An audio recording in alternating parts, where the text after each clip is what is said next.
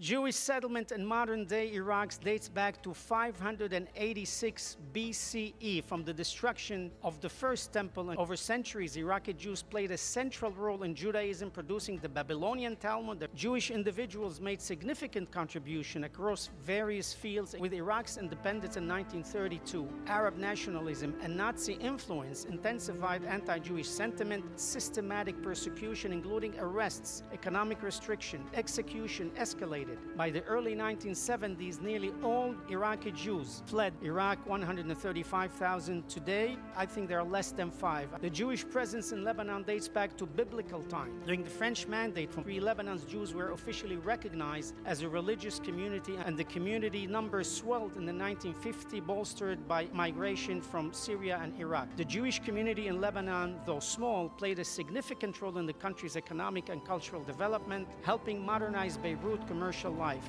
Jews in Lebanon faced increasing hostility as the Arab-Israeli conflict intensified. While some Christian factions protected the Jews, government policies, however, increasingly discriminated against them. Between 1984 and 1987, 11 prominent Jews were kidnapped and murdered by the Shiite group linked to Hezbollah. By the end of the war, the Jewish population in Lebanon had dwindled to almost nothing. Today, less than, I would say, 30 Jews remain. Jews of Syria, one of the most ancient and enduring Jewish presence, more than 2,500 years. They played important roles in international commerce. November 1947, the partition plan, the famous Harayat, which means the burning of synagogue, Jewish homes and Jewish stores. So from approximately 50,000 Jews in the early 20th century, dropping to 0 Jews. Presence in Yemen again dates even to the time of King Solomon, which by the 3rd century Common Era, the Himayarite kingdom in southern Yemen embraced Judaism as a state religion. However, that didn't last too much. Many Jews were accused of supporting Zionism. There was a pogrom which left 87 Jews dead.